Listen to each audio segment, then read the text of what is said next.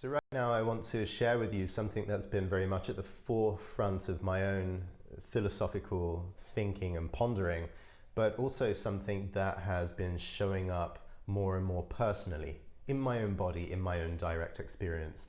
And my thesis is that it's possible to have a full enlightenment of a man's guts, hips, and pelvis. Women's also, but obviously I work with men, so this conversation is steered towards men. But it's possible to have a full enlightenment of these areas of the body, and what that then leads to is an awakening of our innate, natural, virile sense of passion. So philosophers since the year dot have been saying that passion actually is the opposite to virtue. That passion, if you're impassioned, you are emotional or sentimental and prone to losing the virtues of reason.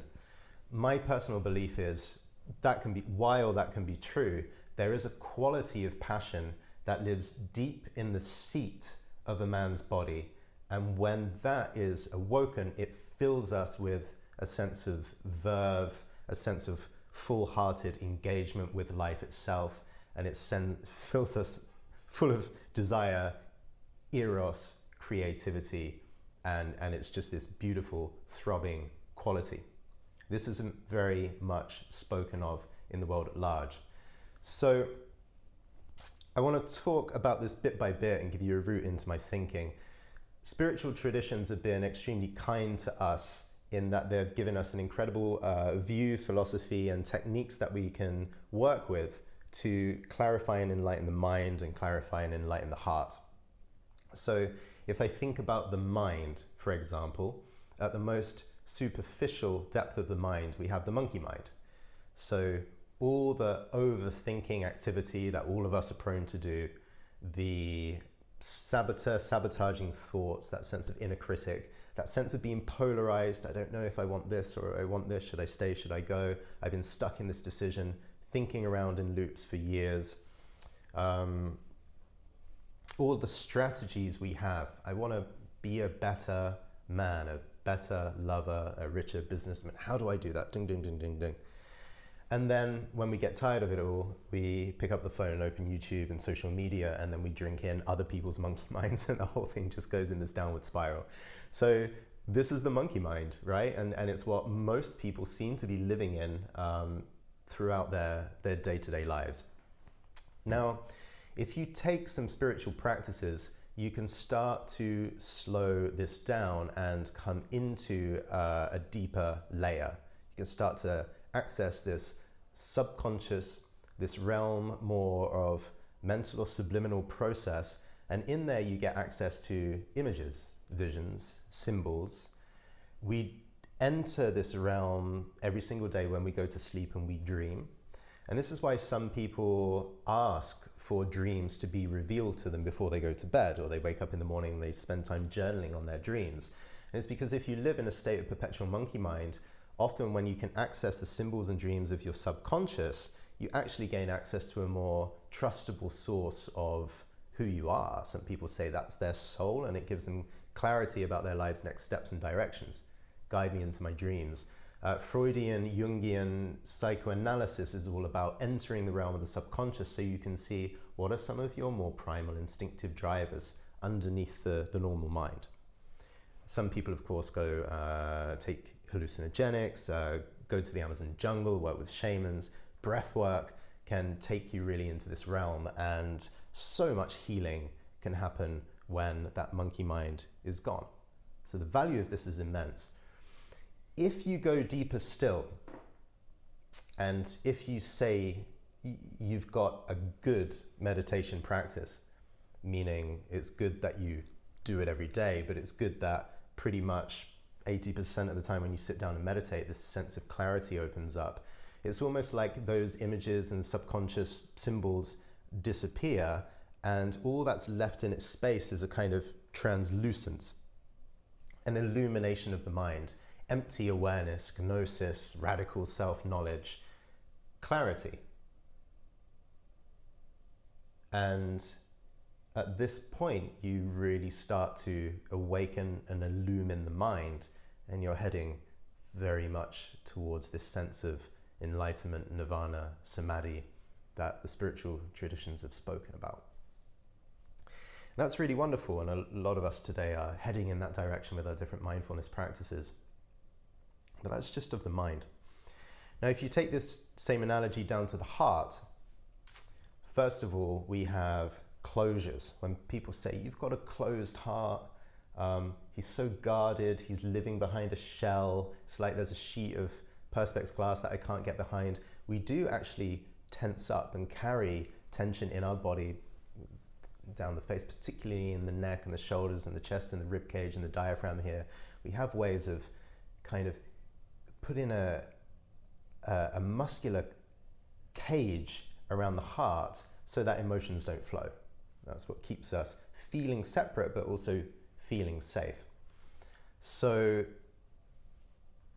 on a superficial level, when your heart is, say, very unenlightened, the version of monkey mind here of the heart is that shielding, is that way where if an interaction with somebody else or a relationship gets too intense, we just back away and find a reason to jump out the room and quit. It's like there's an emotion on the horizon that I sense I'm uncomfortable with here, and so I'm going to back away, block it, get out of the connection, or just kind of shut down and hide behind a wall, a sense of numbness. Now, of course, a lot of emotional-based therapy, a lot of body psychotherapy works specifically with this realm.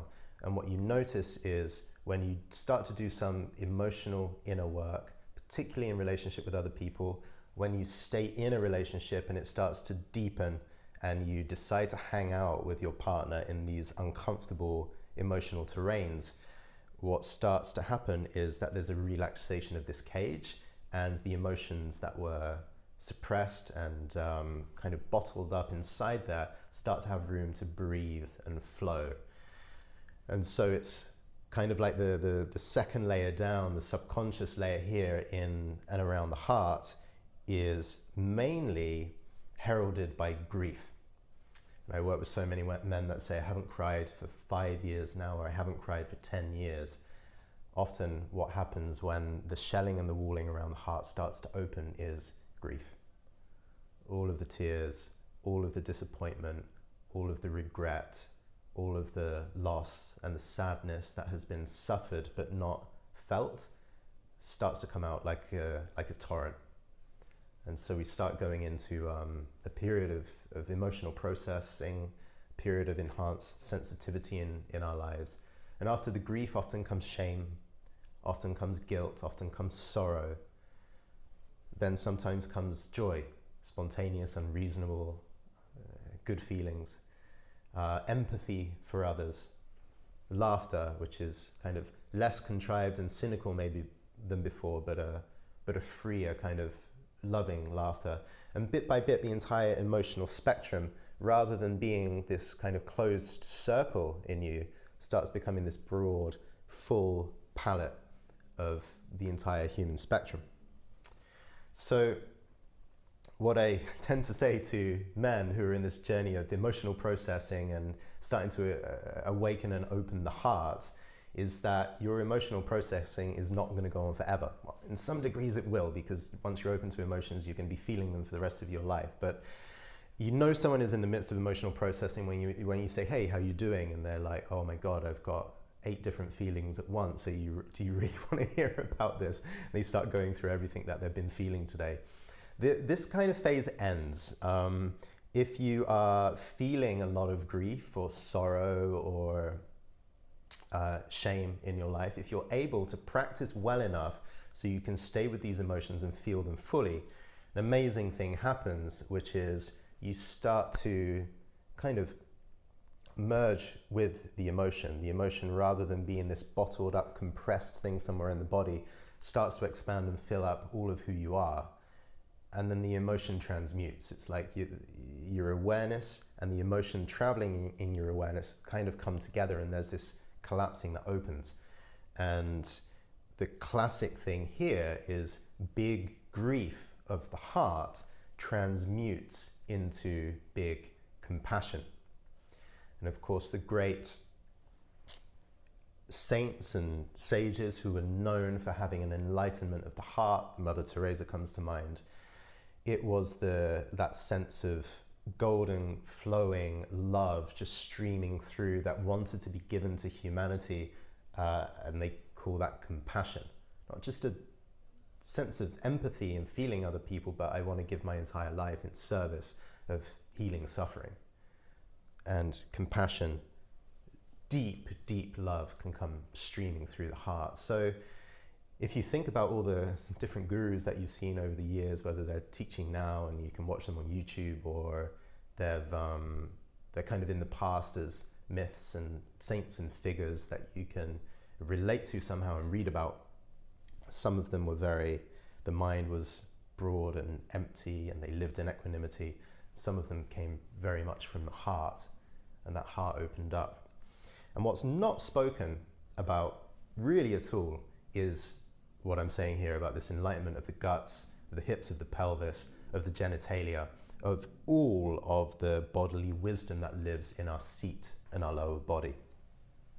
And I think very ancient spiritual traditions, certainly the religious ones, were all about saying that's a sin and it shouldn't exist, and we ought to suppress that through good practice. Some of the more integrating paths are all about, okay, there is a lot of energy down here, we recognize that, so we need to get in touch with it and sublimate it upwards so that we unleash and unblock our virile, sexual, erotic energy. We can funnel that up and integrate it with the heart and with the mind, you know, out at the top of the head and into the cosmos, and all these kind of images that you see of integrated yogis and so on.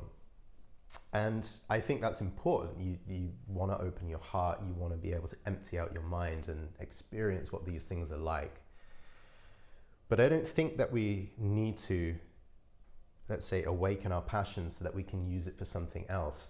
When I say to enlighten our hips and our pelvis, our lower body, our sexual center, what if we enlighten it? What if we put total awareness into that region of ourselves and then see what happens without trying to funnel it anywhere else or use it in any particular way?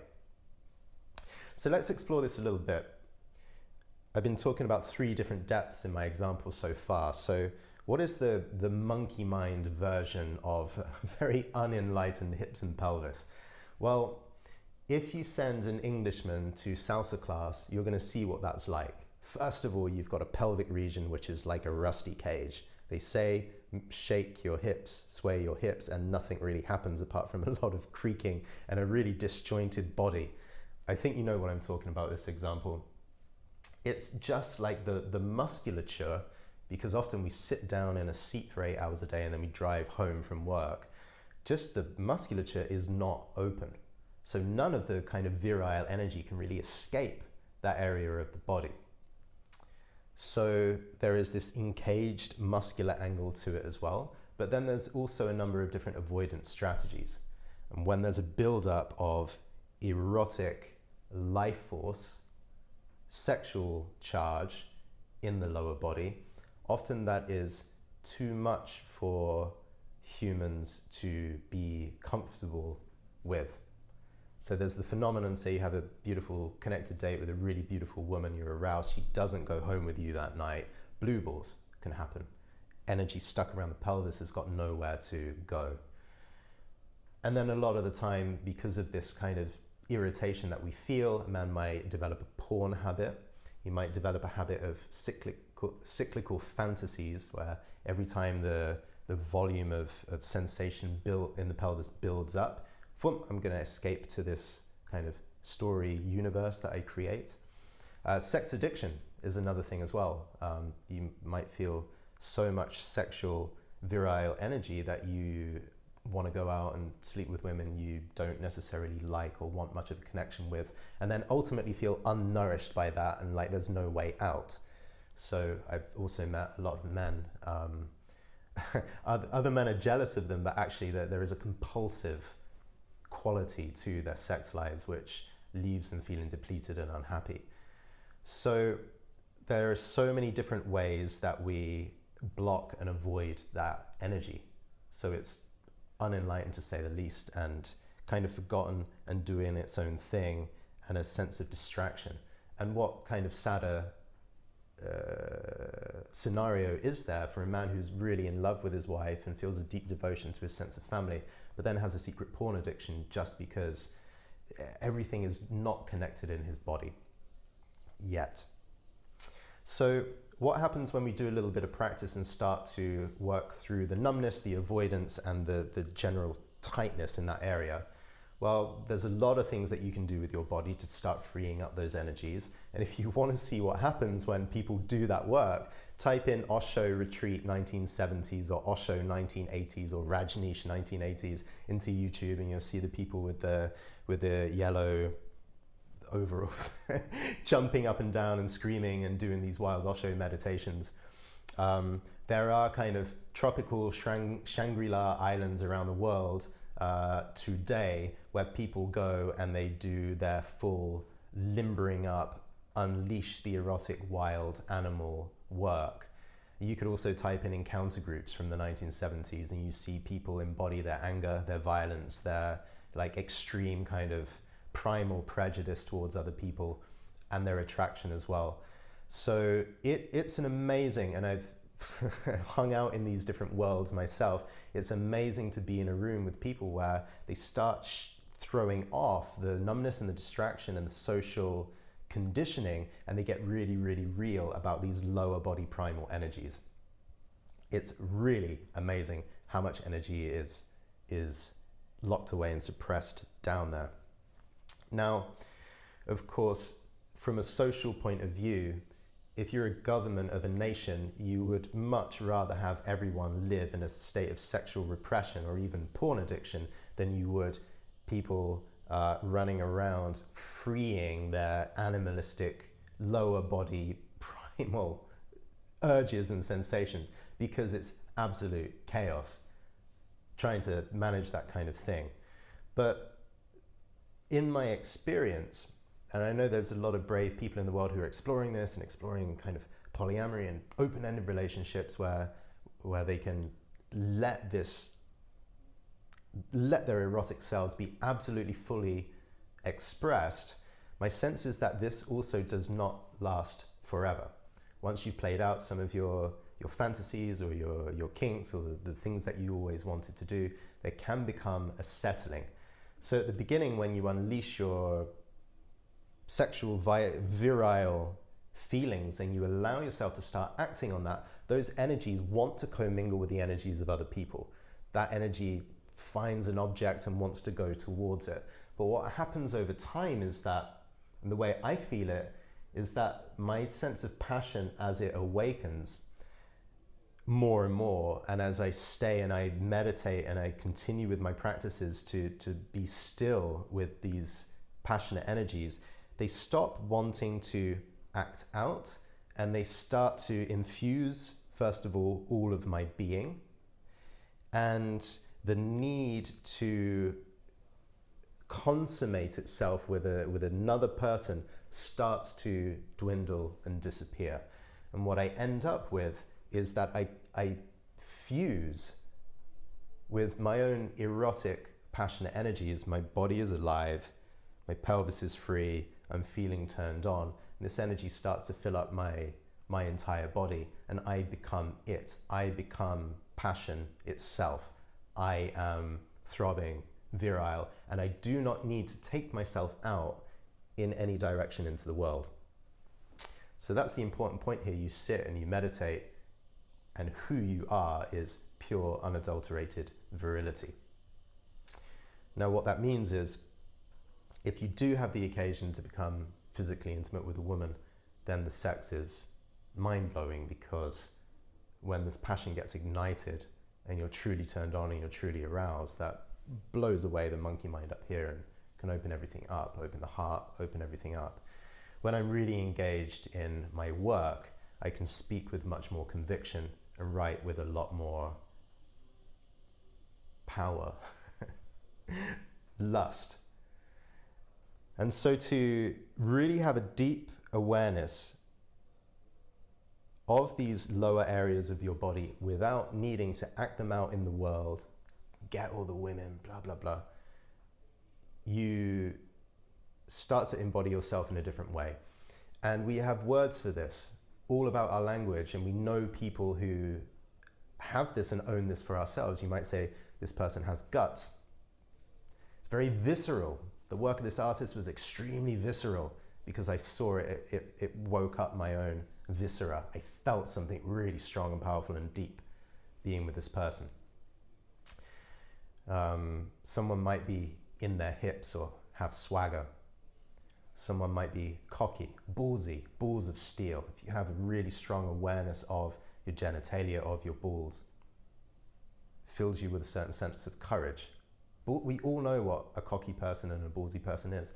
When someone calls me an asshole, I take it as a compliment of my development because 15, 20 years ago, I was definitely afraid to be an asshole. But when someone is an asshole, they've got an awareness of their anus. It's somehow enlightened, it's somehow included in the full scope of who they are. Then they're willing to take a stand and not have to pander to other people or be nice, and they're willing to be divisive in public, in relationship. So these aspects are really, really, really important. What I would just say in closing is, I'm not talking about this by accident. I would really like to hear your thoughts. If you've noticed some brewing of awakening, particularly in the lower regions of your body, put in the comments below how that's started to change your life.